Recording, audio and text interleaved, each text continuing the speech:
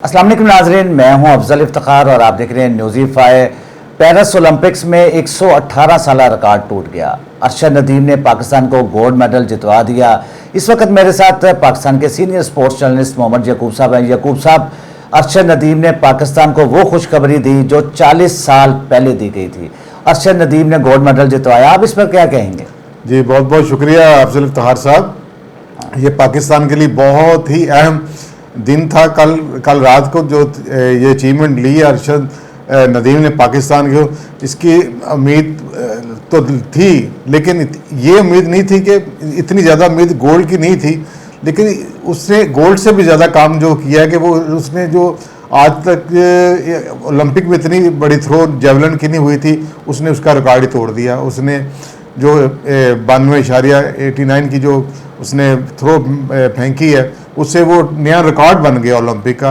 तो मेरे ख्याल में ये कोई भी एक्सपर्ट इस कंपटीशन शुरू होने से पहले नहीं ये पेशगोई कर सकता था कि ये नया रिकॉर्ड अरशद नदीम बनाएगा, जबकि इसके नज़दीक बहुत ही फेवरेट जो थे, हॉट फेवरेट थे, इंडियन नीरज चोपड़ा थे जो गोल्ड के लिए बिल्कुल हॉट फेवरेट थे।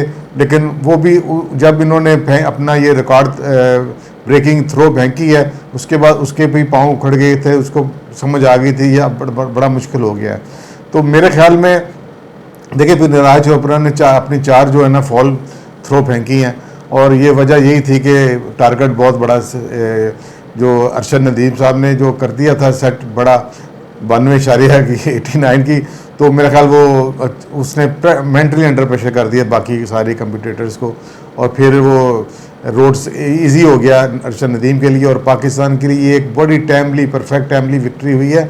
पाकिस्तानी कौम को इस वक्त जो मुख्तलिफ चैलेंजेस से फाइट कर रही थी, उसमें ये एक टॉनिक बनेगा पाकिस्तान, एक उम्मीद देगा पाकिस्तान को, भाई पाकिस्तान में टैलेंट है, पाकिस्तान में फोर्स है, अगर ये चाहें तो ये सब कुछ कर सकते हैं। तो इस हवाले से मैं समझता हूँ ये पाकिस्तान के लिए बहुत बड़ी विक्ट्री है, और पूरी कौम जो है ना इस पर फ़ख्र करना चाहिए। और अरशद नदीम को जितना क्रेडिट देना चाहे दें, जिसका सबसे पहले क्रेडिट उसी का है कि उसने इतनी मेहनत की है।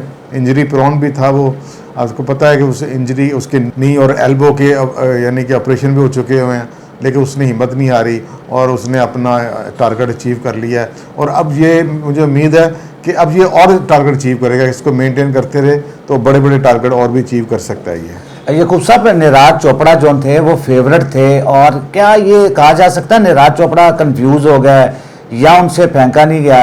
क्या जाता है ये मैसेज? जी, ये जैसे मैं आपने पहले कहा कि नीरज चोपड़ा वाकई हार्ड फेवरेट थे और सब यही समझ रहे थे, वो डिफेंडिंग चैंपियन भी थे। और पहली दफ़ा ये हुआ है कि वो उसको ये अरशद नदीम ने इस तरह टफ टाइम दिया और उसको महज सरप्राइज़ कर दिया। लेकिन सबसे अच्छी बात यह है कि नीरज चोपड़ा और इनके आपस में दोस्ती भी बहुत ज़्यादा है। इनके आपस में जो बयानात आते हैं, जब ये पहली दफ़ा भी जीता था ओलंपिक में तो उसने बड़ी तारीफ़ की थी अरशद नदीम की भी।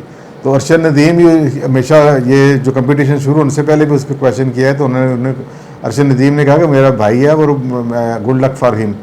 तो ये आपस में बड़े अच्छे हैं और इनकी दोस्ती है। ये बड़ा अच्छी बात है कि दोनों मुल्कों में वैसे तो बड़ी टसल रहती है, लेकिन दोनों ने उस जो दुश्मनी की फ़ज़ा है उसको थोड़ा चेंज भी किया, दोस्ती भी।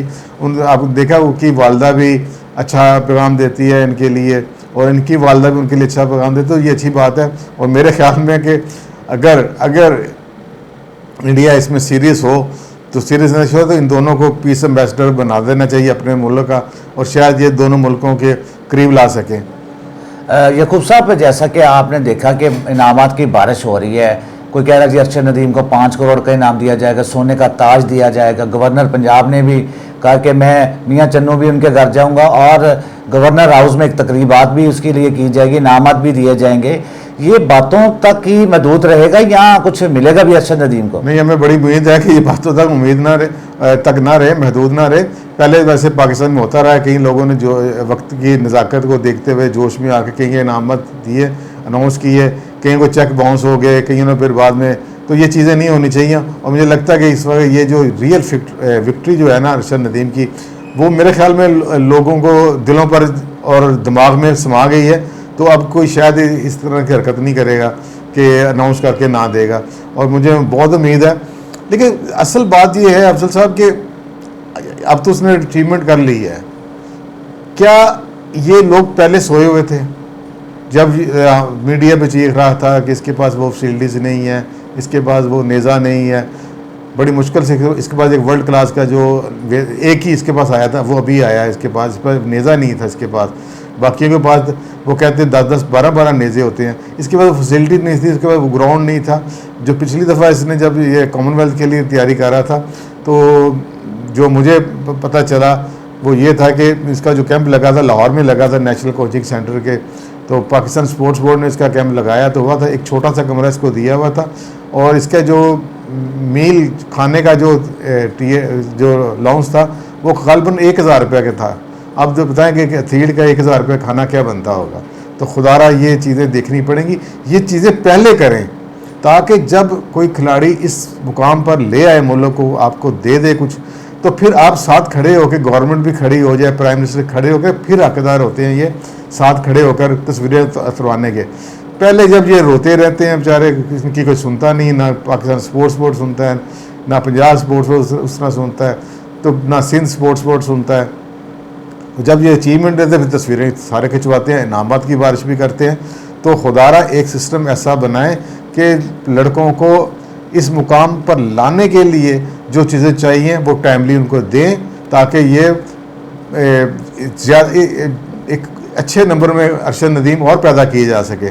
और ये कोई बड़ा मुश्किल काम नहीं है, अगर आप सीरियस हो जाएं, फोकस कर लें और आप अगर अपना एक एम बना लें कि हमने अगले 2028 में भी ये इंडिविजुअल में चले, हमने कोई 20-25 मेडल के लिए लड़के तैयार करने हैं, तो ये आपके पास हैं, रेसलिंग है आपके पास, वेट लिफ्टिंग है, ये इस तरह एथलेटिक्स में भी चांसेस बनते हैं आपके, तो उनको तैयार करें। इंडिविजुअल में आप ले जाएंगे 20-25 के, चलो ब्रॉन्ज लेकर आएंगे, आप तैयारी तो करें सीरियस होके।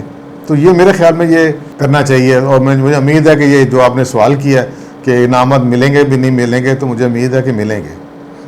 यकूब साहब कहते हैं कि हर कामयाबी के पीछे किसी न किसी का हाथ होता है, ये बताएं कि अरशद नदीम के पीछे, कामयाबी के पीछे किसका हाथ है? फेडरेशन का हाथ है या उसकी अपनी मेहनत का नतीजा है? देखिए यहाँ पर सबसे पहले जो क्रेडिट मैं दूंगा वो तो दूंगा उनको, अरशद नदीम को, जो अपने काम पर फोकस रहा, उसके नी के ऑपरेशन हुए, उसके एल्बो का भी मसला बना रहा, तो ये दोनों बड़ी इंपॉर्टेंट चीज़ें होती हैं इसके अंदर। लेकिन वो कंटिन्यू उसने अपनी जो थी जो इंजरी थी उसको भी ओवरकम किया। लेकिन उसके साथ साथ इनको जो है ना, जो बचपन में जो छोटे स्टार्ट किया उसमें रशीद साकी से, इनके मियाँ चन्नू के जो कोच थे, उन्होंने, वो एथलीट थे, उनको शौक़ था, उन्होंने इसके अंदर टैलेंट देखा, उसने इसको प्रमोट किया, फिर ये आखिर ये नेशनल सीन पर आया और उसके बाद फेडरेशन ने भी इसको पिक किया। फेडरेशन भी जो कर सकती थी फेडरेशन ने भी किया, एथलेटिक्स फेडरेशन ने जो उसके बस में था। मेरे ख्याल में कई जगह कमी रह गई है तो वो पाकिस्तान स्पोर्ट्स बोर्ड की कमी रह गई। पाकिस्तान स्पोर्ट्स बोर्ड उस तरह अपना किरदार अदा नहीं कर सकता और उसका हमेशा किरदार ऐसे ही रहा है।